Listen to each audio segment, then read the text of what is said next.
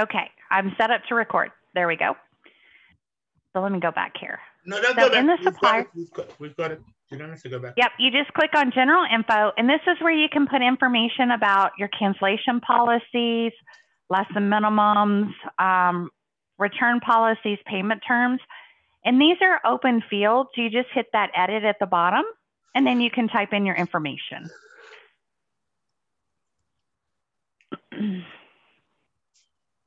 You have all your artwork information filled in. And then you have your catalog. Now, distributors also have access to your catalog. So they can see every single page. They can actually click and go page by page if they want to. And they can print these out if they want to. It's just another kind of a backup for them. I don't really know how many distributors look at the catalogs. I don't think we have any statistics on that. But it doesn't hurt to have it there for them. Now, do you guys ever run any specials or promotions? All the time. No. You can list those in Sage as well. In the Sage Supplier Center, there's a tab that says Specials. Okay. And then you click the Add New Special button down here at the bottom. Okay. And what it'll do is give you a tool, and you just fill this in. Whoops. So let's do a pricing special so you can kind of see. You also put your expiration date in, and because our system is live, once it expires, it will automatically go inactive, so you don't have to remember to come in and remove it. Okay. I can select a specific product, so let me just go down here and I'll just grab one. It automatically pulls the regular price in for me, and then right here's where I can put in any special pricing. Okay. There's also this open area here if you need to add any specific notes with regards to that special. Maybe it's for first-time customers only, or maybe you have a promo code that they have to refer to. Okay. And there's no interested limit. in that picture on the right-hand side. Tell me about the picture. Most suppliers will upload like a flyer if you create a flyer for your special. Fabulous. Tell me how to do that. You just hit the select, grab it off your computer, and upload it. Awesome. Yep. And there's no limit. You can list as many specials as you want. Okay. And I want to kind of show you why that's kind of important, and that'll help. So if I'm a distributor and I am actually doing a product search, we currently have 1.2 million products in our database. Let's say I'm searching for tents. They can also search by dimensions. So if there's a specific size that they're looking for, they're able to search by that. But down here at the bottom, they can search by specials. I don't know if I have any with it being the first of the year. Oh, I do. So anything that has a special will have this little price tag next to it. And there were only 31 specials. So let's see, let me click into this product. So once I click into this product, there's a little tab up here that says specials. Okay. And they're actually doing a special on setup charges.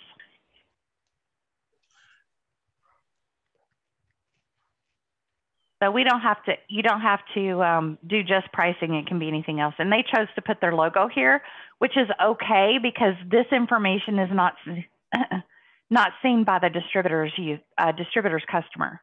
Okay.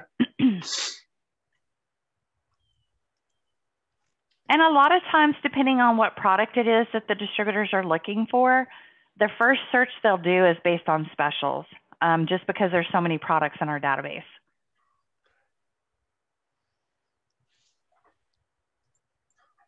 Look at products here. Okay, let's see. Okay, so you've got your description, your pricing.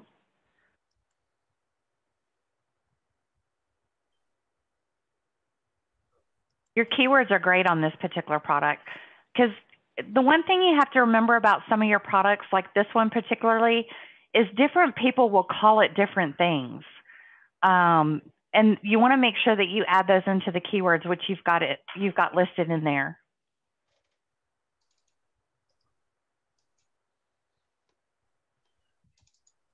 I know I had a couple of products that were.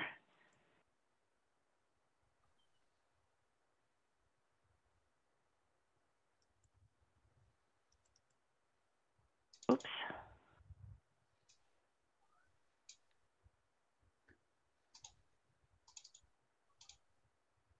Yeah, MB.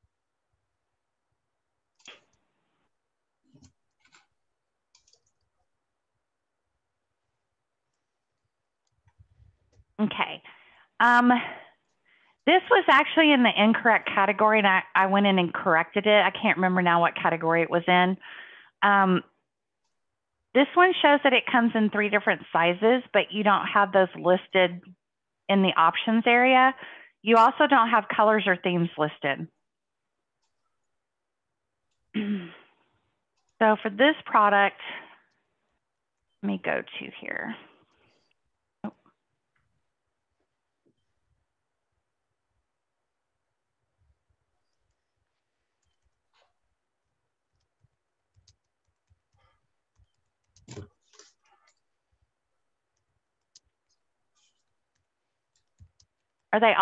Are they different prices? It could be.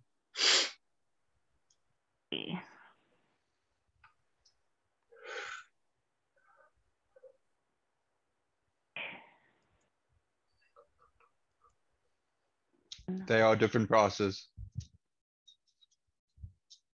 Okay. Pricing differs slightly. Because normally you don't list them separately by size.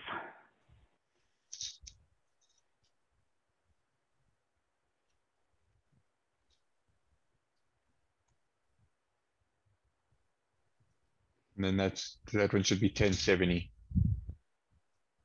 Okay. Yeah. I mean, it's okay for your product, but normally what you do is just list the size choices here. But with this one, that's perfectly fine. But you don't show what that price includes. Is it for a blank product? Does it include imprinting? You have no keywords listed, no product colors listed. Could you just go back to that pricing and then just show how we would fill in that sizing criteria part?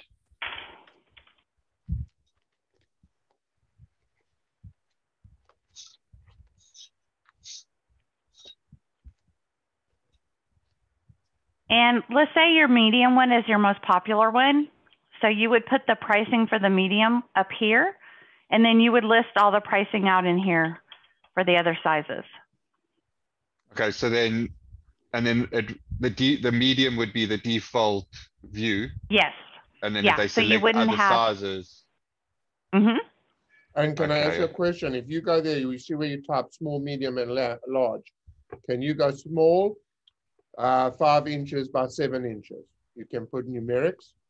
Yes. Yeah, you would just put it right here. Okay. Okay. Yeah, just add it to it. It automatically populates the sizes, but you can also edit it, so you can add in additional information. And whatever's in the top is the default. Correct.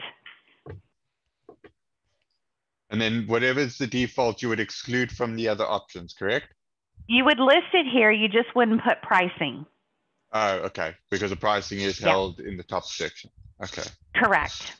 And then how would this be viewed in the data extract? Okay, I'm just going to go ahead and save that. The most important is how it's going to be viewed on the distributor's website. Jared, we just saved that 5 by 7 and we shouldn't. I can delete it out. I just saved it in there so you can Okay. see it. Okay. Yeah.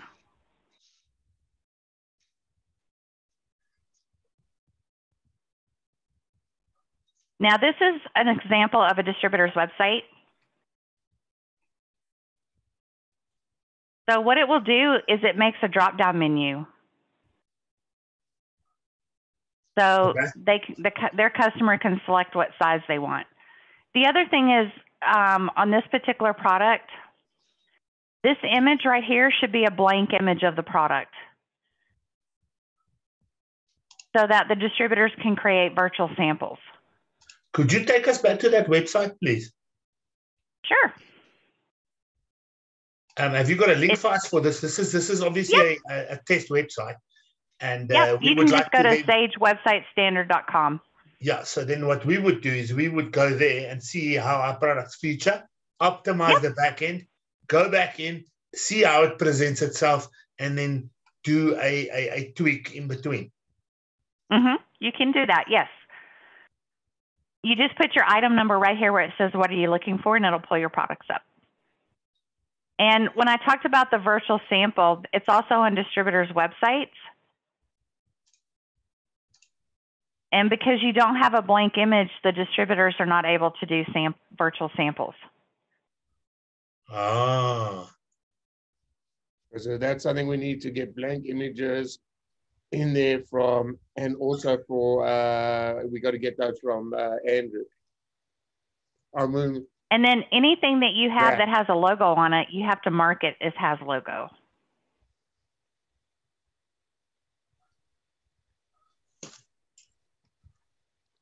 That's why it says primary blank. So what? And if you don't mark it, this has logo? If you don't mark it, then what it's going to do is pull it into the virtual design studio, and the distributor's going to go, I can't do a virtual of this. It has a logo on it. Yeah, it's just going to make people upset. Okay, I've got that on my task list. And then just, you want to make sure you fill in as much information as you can on that product, because everything is searchable. So depending on what the distributor is putting in, when they're searching, it looks in every single field. So you want to have keywords. You know, if this item can be any color, then you use the word various. You want to have your imprint method, or if it's not decorated, you want to have it marked as not decorated.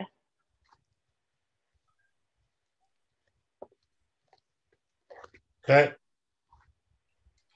There's also help windows that are built in. So if you wanted to know more information, let's say about keywords, if I click on keywords, it opens a hyperlink.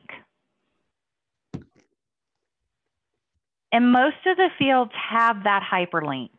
It also tells you, you know, what the maximum character limit is and everything of those fields.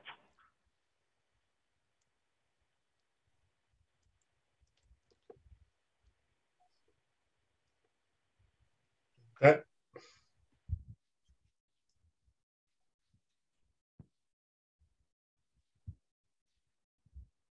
Let me cancel. Let me go take this out.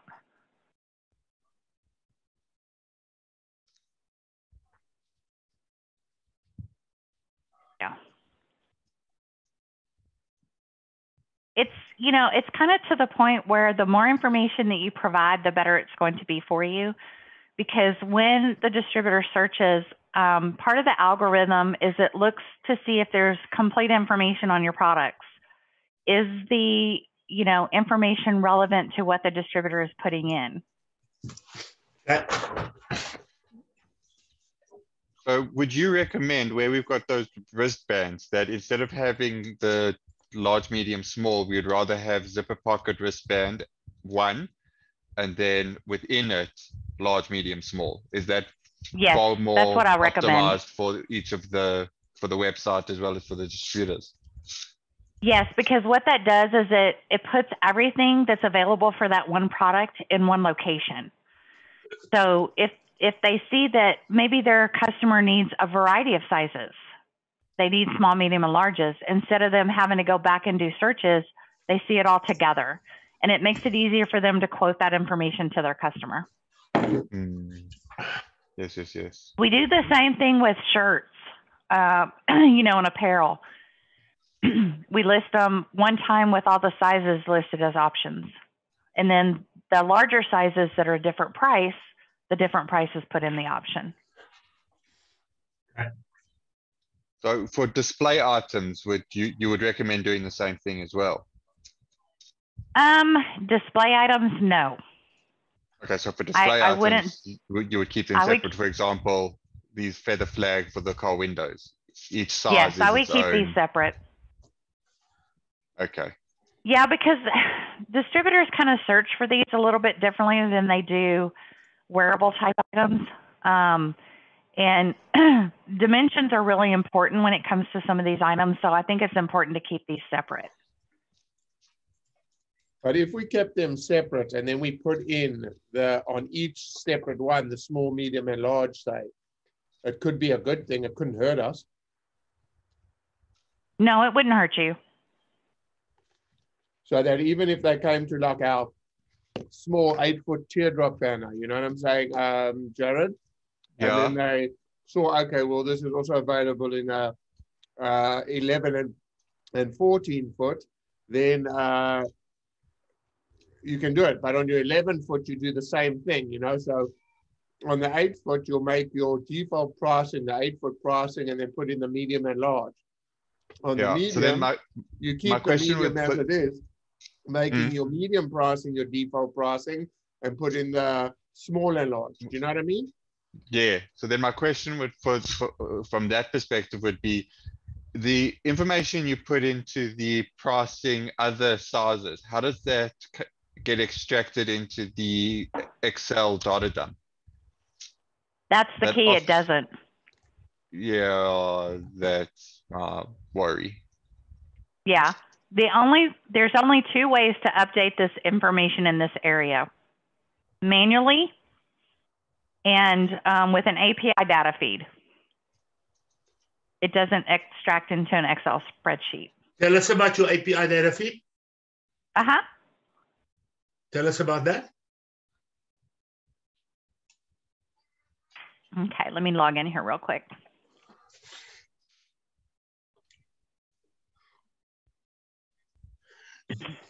Is it our API data feed or your API data feed? It's our data feed, but you're pulling information from your system and pushing it into ours. Fantastic. So how do we do this? Okay, so I just logged into sagemember.com. Uh-huh. We have a section that's called a Developer API, Uh-huh. and then we have the Supplier Direct Connect. Uh-huh. So this is our developer's guide. We use JSON code. Beautiful. Yep. And it goes through, and there's several different things that you can actually do with the API. You don't have to do them all. It's kind of a la carte. You pick and choose what you want to do. You can actually upload your order tracking information into Sage. You can do inventory, and then you can do your product data.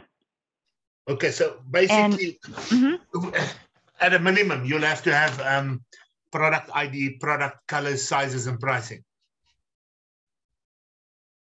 in order for the feed to work. So tell me, once we give you this feed, what do you do with it?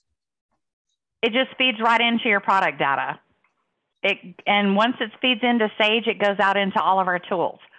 So it'd go out to Sage Online, Sage Web, Sage Mobile, and distributor websites. Fantastic. Let me just make a note there. We're good at this stuff. Oh, good. And our developer's guide is pretty straightforward. I would actually be your contact for this as well. But yeah, we even put in. You always sort us out very quickly.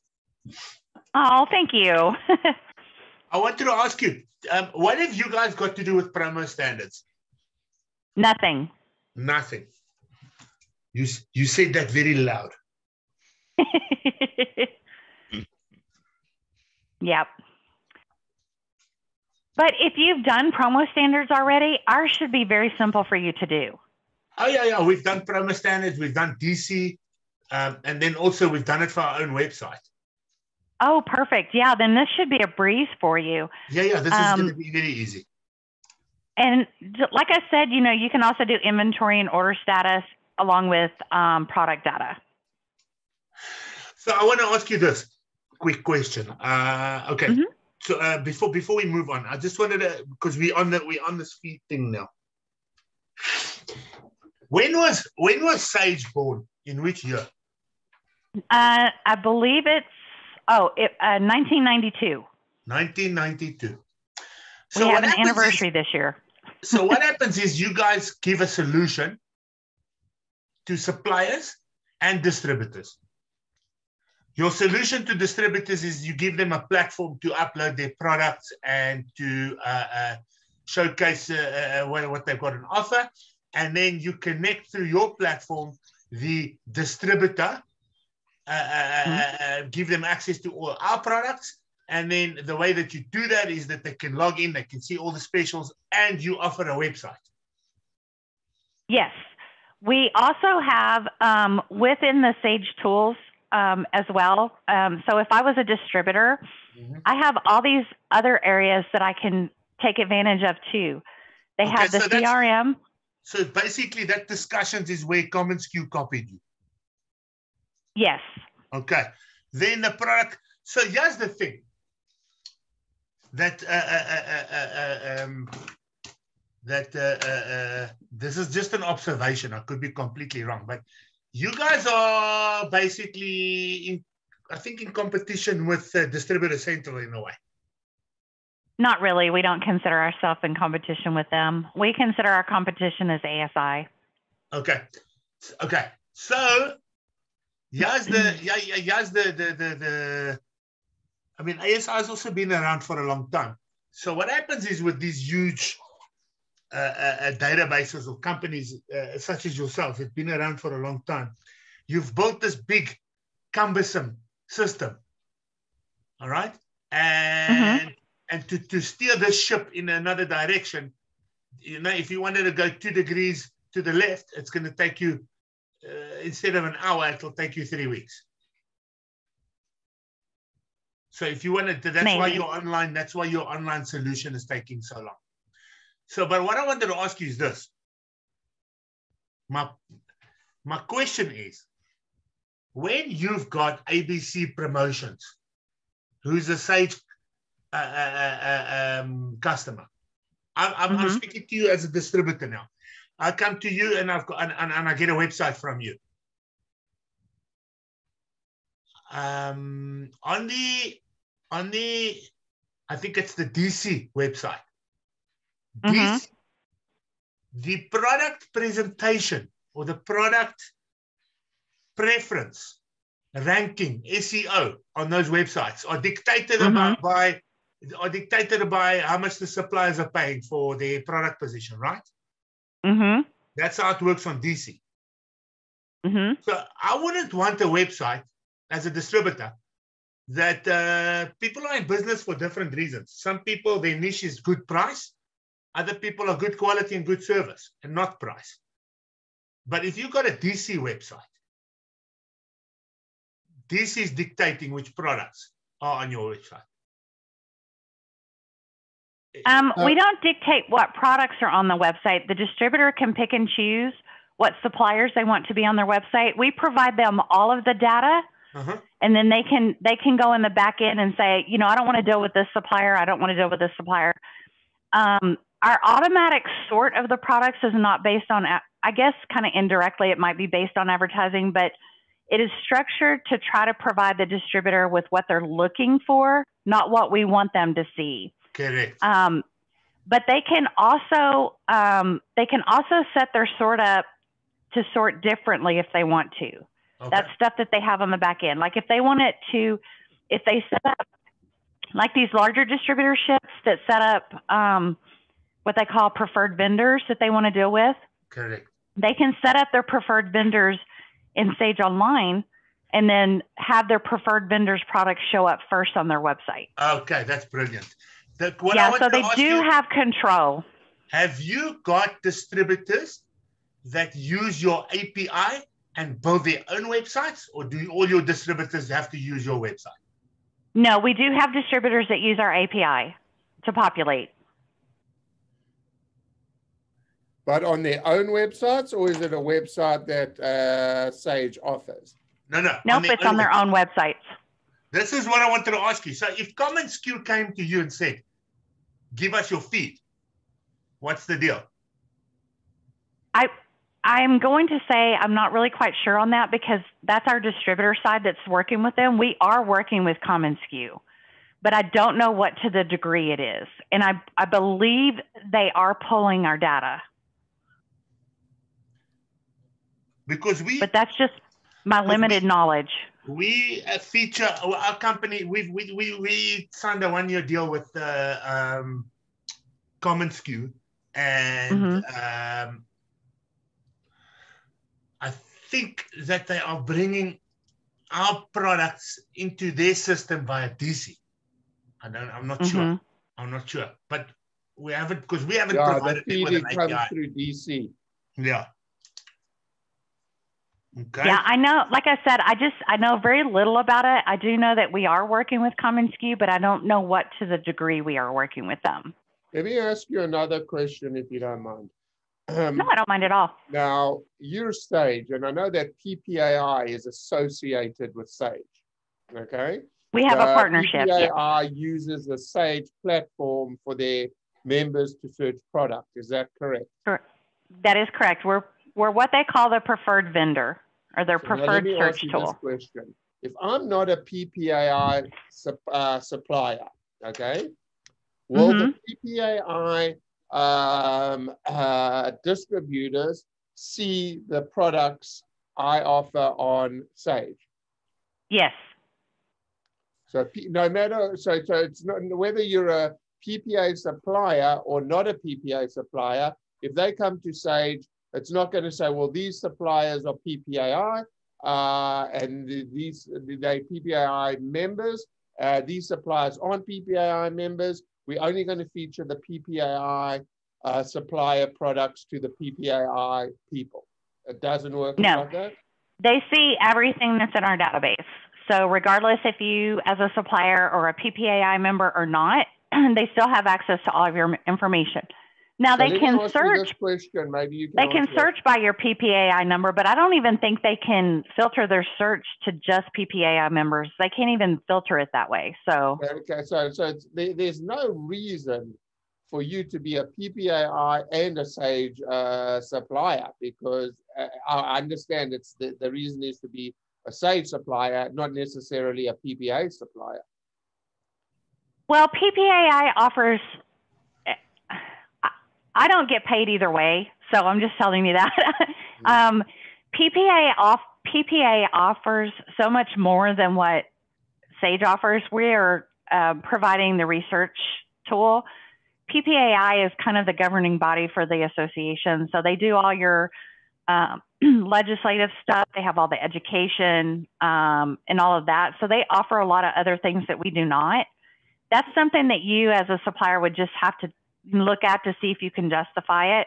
I mean, I do believe that PPAI is a good organization and that they do provide a lot for the industry. But,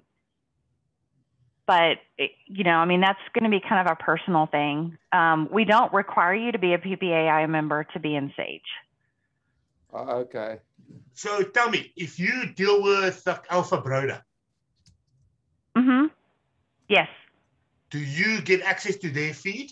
And then that's how the products come in, or do they manually upload? I mean, that's a huge... No, they're feeding their products in, and they're doing inventory as well.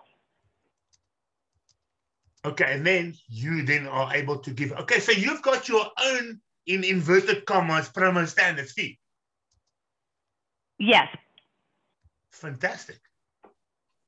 Yes. It's fantastic. That is. And I don't know a lot about the promo standards one, but from what I've heard from talking with other suppliers, ours is so much easier. We don't charge you for it. It's part of your membership. You have access to it. The only cost that you would incur would be development time. Yes. You know, regardless if you do that in-house. Can you give me access to your feed just so that I can see how that works? And I can set up a test account for you so you can feed in information into a test account. No, I would like to receive your feed. You can actually receive the feed. You can receive, that's part of this.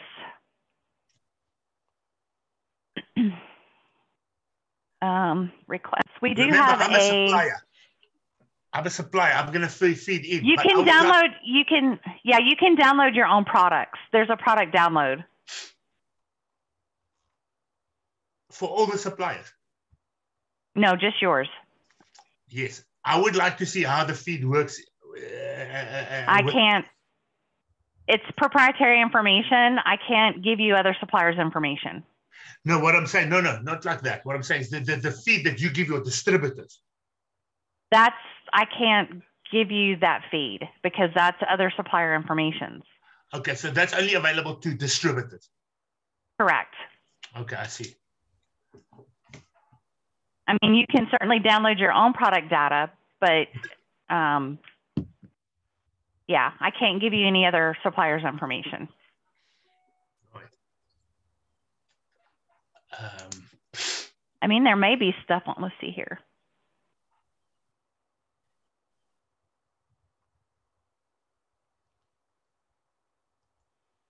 Yeah, I don't even think you can access it. Yeah, you can't even access the distributor's info.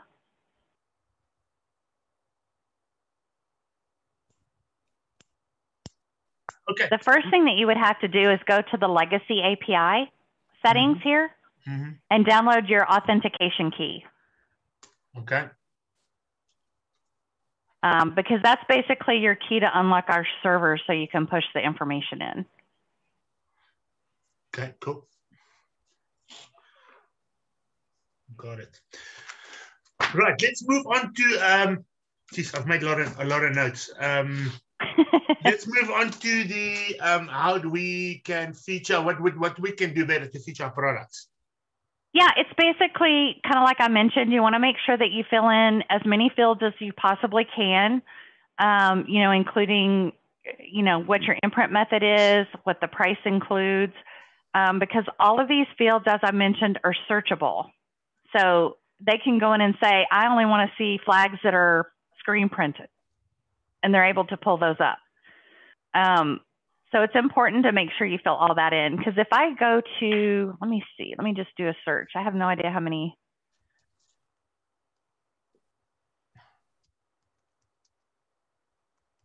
If I just type in flags without anything else,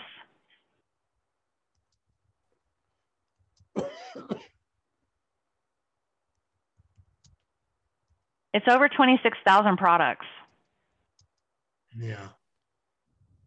So that's why it's important to, you know, put in those keywords. And that knocked it down to 535. Exactly. So keywords knocks it down to 535? Yep. When I typed in the word both, yeah. Which word did you type in? I just typed in, it's still the flag category, but I just typed in bow. Oh, I see.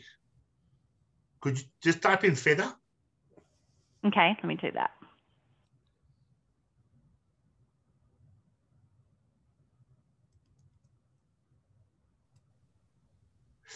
So you can see from, I don't know if you've been analyzing our data uploads, but we first did a pricing upload.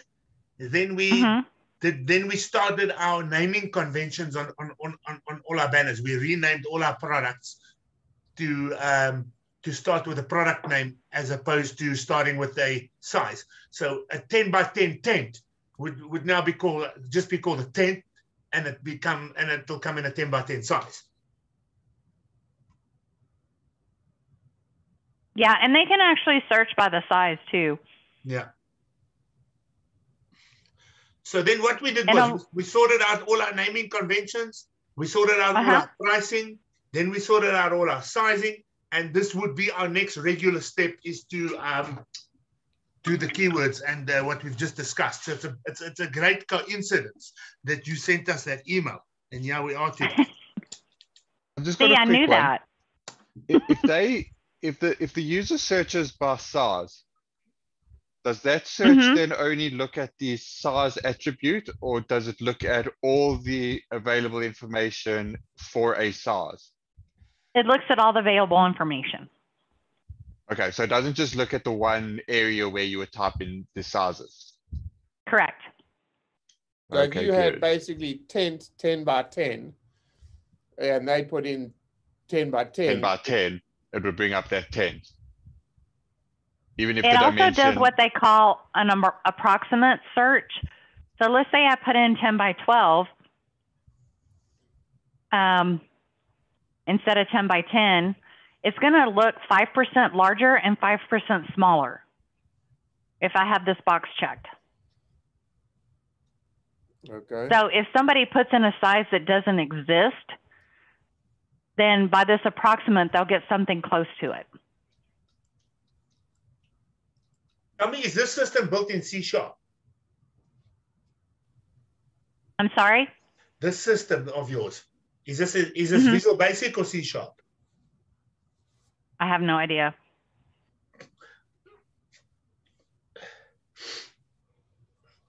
You've got a SQL database, a C# middle, and a Telerik front.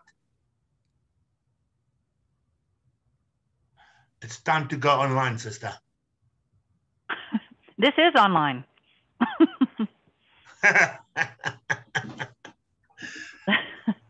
The supplier center is online. It's just not accessible by a Yeah, Mac. you'll get there. You'll get there. Yeah, when I first started at Sage, I've been with Sage for 18 years. And when I first started, we were still sending out discs with updates Wow. every quarter. Yeah, CD that tells discs you or how floppy old. disks? Yes. I was, yeah, and actually our back of the house program that we were using was still DOS. Wow. So that Lovely. we've come a long way. Okay, is there anything else, guys? No, I think I am all done actually. This So has we'll been take really, little really bits at a good. time. Let's see how far we can take this. Let's see if we can do this in a bulk upload as well, Jared. And I'll start working on the JSON feed as well. Awesome. Okay. Cool. Carmen, thank you so much for the fantastic service that you always give us. I know that we always upload things and we screw up our catalog page numbers, and then you sort of pick up the pieces and sorted it out for us. And we really appreciate that. And Oh, no worries. That's what I'm here for. you can see we're constantly trying to improve your customers' experience. That's what it's all about. So Exactly. that makes it perfect. Okay. Well, I will, once I get this video done, I will send over the link for you. Fantastic. Thank you, guys. You have a good rest of the day. Thank you. Okay. Nice to Thanks. see you in face-to-face in 4 eyes. Bye. Take